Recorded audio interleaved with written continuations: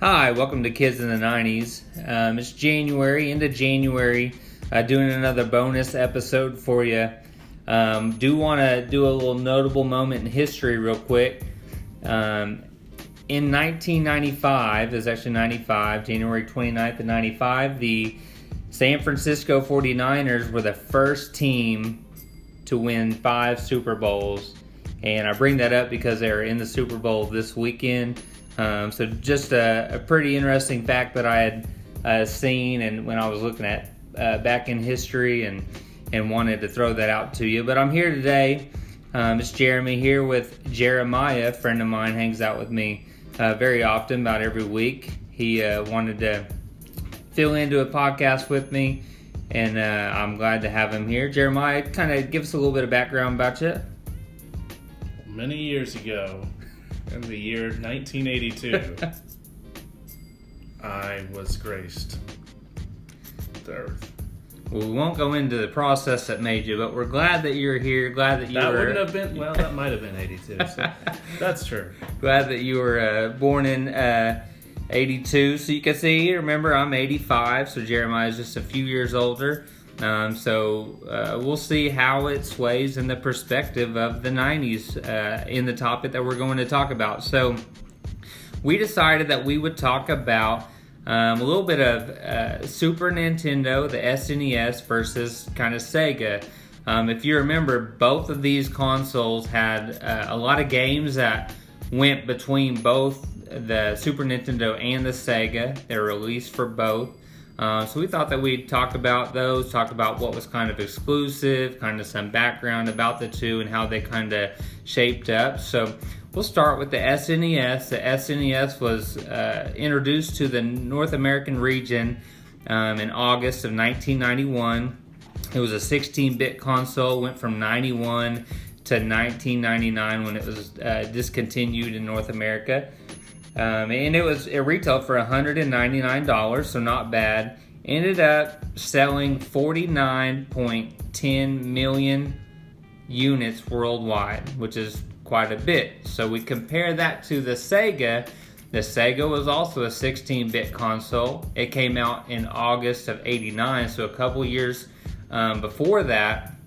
And it went on until 1997, so ended a couple years prior to the SNES being discontinued, but it only sold 30.75 million units, and it was on retail for $189 and as the introductory price.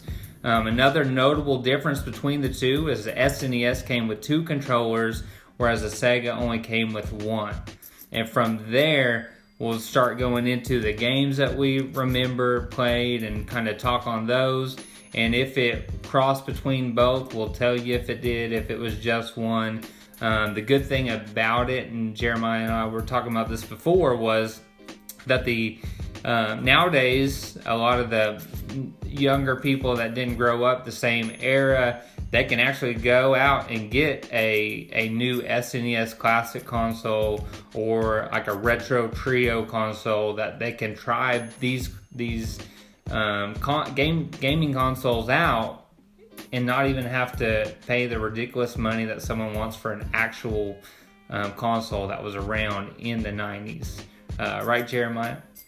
That's correct, although I will say the nostalgia is a bit of a rose-colored glasses when we're looking back and thinking about all these games. They don't quite hold up to what today's gamer might expect. I mean, they could probably find a better game on their phone, or they could find the same games remade for their phone, but then they'll have microtransactions. So you have microtransactions. You can get trophies in games, achievements you can't get in these games. Your achievement for beating these games was bragging rights. I mean, I talked about it a little bit in the Game Boy section, and those old school games, you beat it and you told people, and people were amazed that you beat it with the minimal amount of lives that you had. You didn't have the continues and stuff that we have nowadays in the PlayStation and stuff.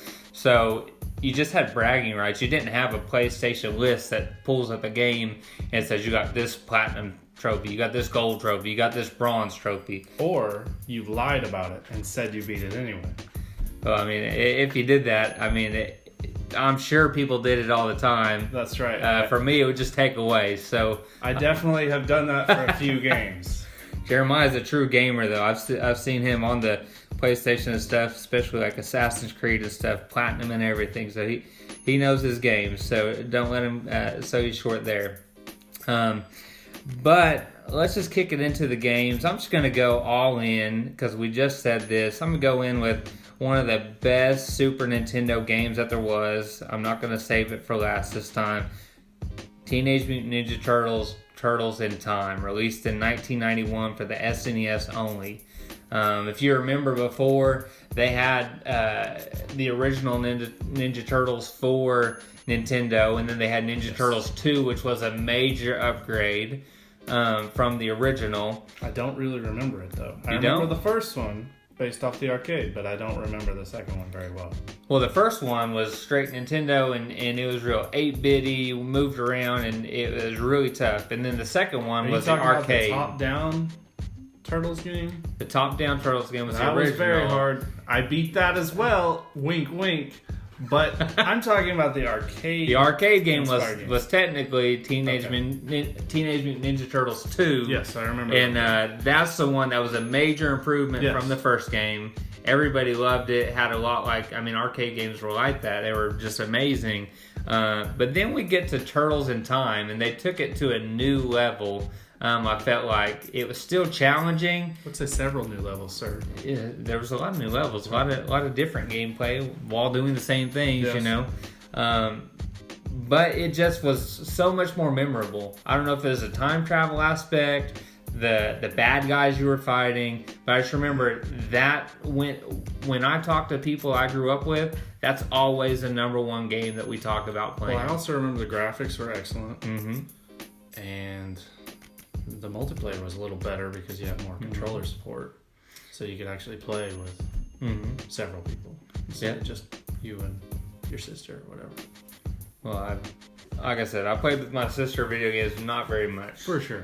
I'd have more people coming over to play. So, go ahead and give me some on your list before I just ramble through. We may have some more crossovers, so we can just kind of. I had that. Oh, I didn't know. Oh, well, yeah. I did have Turtles in Time and Double Dragon and Battletoads, kind of all the same sort of games. Turtles in Time, I would say, is definitely the cream of the crop there. But at the top of my list is actually Chrono Trigger, which also involves time travel. It's a role-playing game. It's just a game I love. I still listen to the music sometimes these days. I played the sequel that came out for PlayStation. I just I love everything about it. I even watched a video explaining the plot even after I beat it many times just last year. I have not played that one. Now, you brought up Battletoads, and I was looking this up because Battletoads was an arcade game, and I tried to double check this, I found that it was only on Sega. Am I right there? You know, you might be. Okay, because I could have missed something, you know, when I double check these dates and stuff, make sure that I'm legitimate in the 90s era. Like I said, if it's usually in 89, like the Sega was actually released in 89, but every game on my list came out in 90. And so, just like the Game Boy, I'm gonna consider it because 4 or 5 months in a decade doesn't do justice. But I actually have Battletoads down too. I really liked Battletoads, another game that we'd play at the arcade. I actually almost bought a Battletoads arcade game. My wife said no. I found it for cheap too, so I don't know if maybe it was something was wrong with it, but I was really wanting to get that in. I think the thing that's wrong with it is it's an arcade game that you take home.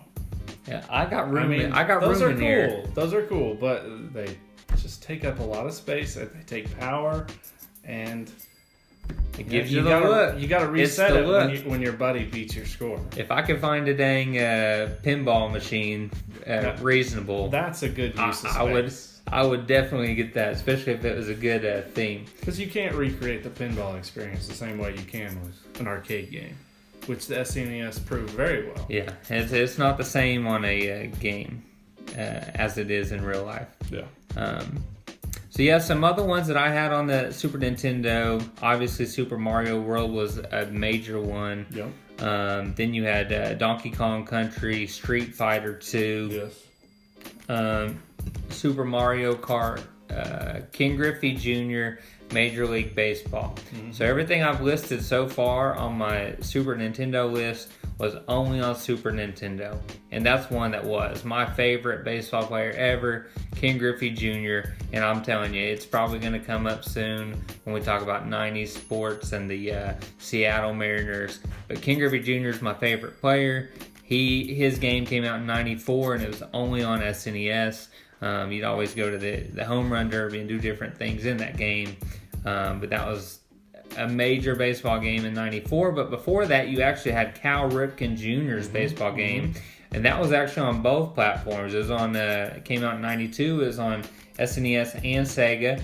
And it was kind of the same thing. It was a precursor. You had your, it was more of a cartoony type of baseball player that looked like a baseball card. Sure. Just like a lot of them did back then.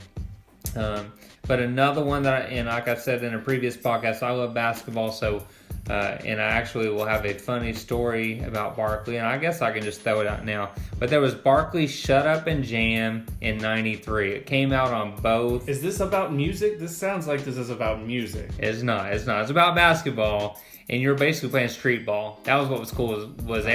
Every venue was out on the playground or out on the street. Mm-hmm. And so you would be playing basketball out there as you'd get Barkley and you'd get some other no-name person. Everybody else in the game was no-name.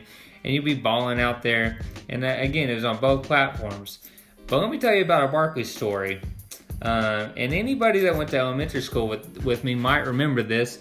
But in the 5th grade, I went through stages of basketball players that I just really loved.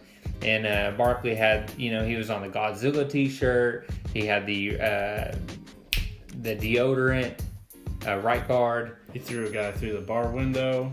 He was nuts. Yeah. But he was a guy. So he was playing for the Phoenix Suns at the time. I'm in the 5th grade. It's my birthday. I get the new Barkley shoes. Nice. I get the jersey. Nice. With the shorts. The ugly jersey, but nice. And I'm like, man, I'm doing it.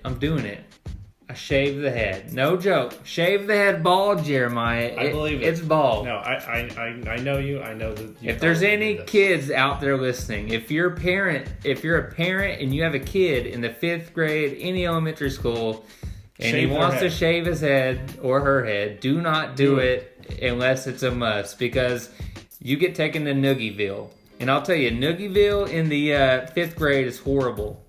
When you get a noogie, and it's just people goofing off. I think Noogieville is horrible all the time. But when you have hair, it's like a quilt. It's just a quilt on top of your head. You have a buffer. Remember that I have a quilt on the top of my head. You have a buffer for the knuckles. When you're bald, you do not have that. And you feel every inch of that knuckle scraping against your head. So, funny story about me in the 5th grade, wanting to be Barkley. I do not recommend that for any child, just so you know. So do you think Sir Barkley ever went to Noogieville? He might have. I can tell you, he said I was civilized with that haircut. He would have said, no, probably not. Probably not in the 5th grade. So let's flip over, now that we've talked about those things, let's talk about my Sega list, because some of those are going to be on the Super Nintendo list. And I know you focus on the Super Nintendo side of it, but as I pull these up, you're going to remember them. For sure. So then, like Mario to the SNES, you had Sonic for Sega. And Sonic the Hedgehog, 1, 2, and 3 were the best. After that, you still had some other versions, but the original and 2, 3 were the best. 2 was the best when they introduced Tails, and it just broadened the game so big, especially when you had versus challenges and stuff. And those came out from 91 to 94. Major hit. I mean, as you can tell, there's a new movie coming out about it. That's live action with Jim Carrey and some other people. So something to be looking for in the future. Good 30 years after the Sonic games first released. As you can see, Sega, with their 30 million units sold, they really know how to strike when the iron is hot. They do. I mean, Mario's still made by Wii. Unfortunately, Sega doesn't pump out near as much. They made their movie in the 90s, and it was a turd. Well, it had John Leguizamo on, though. Let me just say that. It had John Leguizamo. Don't get me wrong. I'll watch it any day of the week, but it's not good. A big one that most people that played games as a kid would have NBA Jam and NBA Jam Tournament Edition. Those were on both consoles. They were, but I think they were better on Genesis. For some reason, it felt better on Genesis for that game. That's why it's on my Sega list, because I remember having it for the Sega Genesis console. Boom Shakalaka, He's on Fire. I mean, they brought that back. Glowing shoes, different setups. Just that game was awesome, especially if you're a basketball fan. Again, an arcade game that translated well to the home console. A game that most people don't know about is Cool Spot. You had the little 7-Up Spot running around, adventure game. That was a cool game.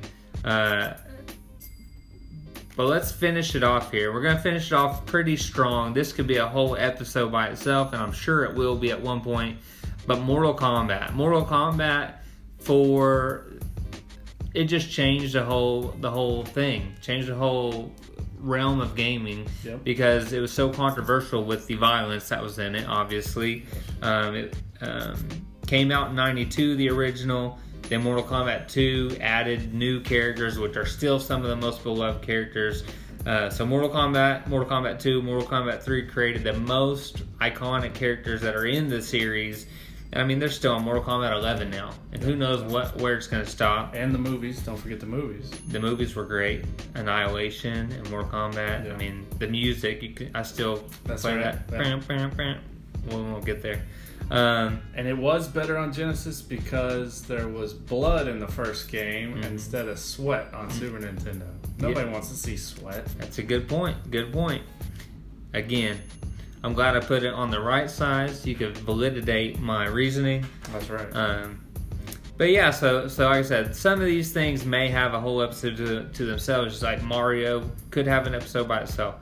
Mortal Kombat could have an episode. Sonic. These things, you could break them down even more. But right now we're going to kind of... anything else that maybe we didn't...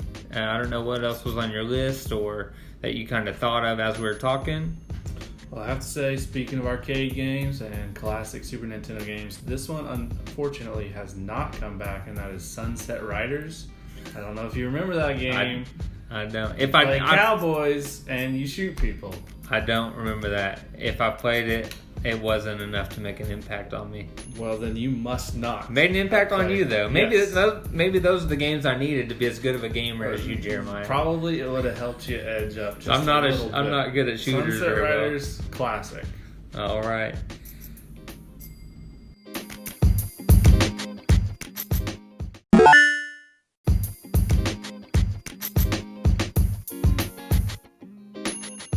Let's take it into the slang of the Sode. So Jeremiah and I, we were talking, and we wanted to take it back 90s, and Jeremiah said, let's just throw out no diggity. That's right. No doubt. No diggity, no doubt. Give us a little explanation of that, Jeremiah. That's it. No diggity, no doubt. No doubt. That's right there. For sure. Absolutely. No diggity. No doubt. So if you're from the 90s, you'll remember that a group actually, R&B group actually made this a song, and like the last one I did with All For One, and it kind of boosted it quite a bit. So there was Black Street with Dr. Dre and Dr. Queen Dre. Pen. Dr. Dre was in it, and Queen Pen. And I like the way you work it, no diggity. I got to bag it up. So Blackstreet really boosted that phrase for the 90s, like a lot of the things in pop culture did for, and kind of where they get them and make them quite a bit more. So you want to say it one more time, Jeremiah? No diggity. No doubt.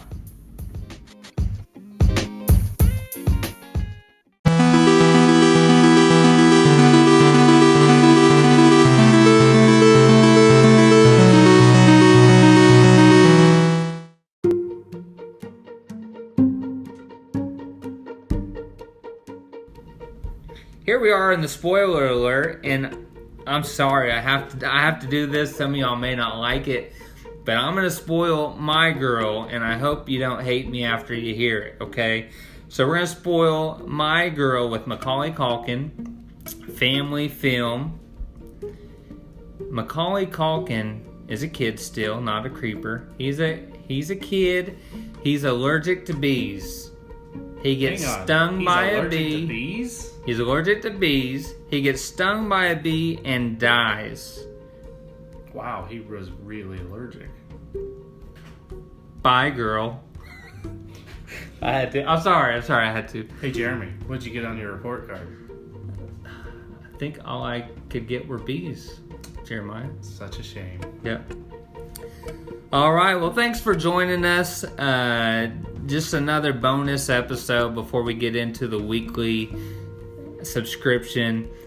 Podcast should be releasing on Wednesdays so that you can take that hump day as a trip back to 90s nostalgia with us, and just try to be a kid in the 90s whenever you did not have any problems, really. You were a kid. You didn't have to worry about work and everything. So do check out the Facebook page. I did a Facebook page, Instagram, Twitter, soon maybe YouTube for the channel. It's just like the name of it, Kids in the 90s. No spaces, no apostrophe after the 0 in between, before the S. All one word with the Z on kids. So Kids with the Z in the 90s, no spaces, no apostrophes. Check that out. Like it. Subscribe. Next episode's coming Wednesday. So I hope you're ready for it. Thanks for joining us. I'm not ready. I need to strap in or something. Can I do that? Can I strap in first? No diggity. No doubt. Peace.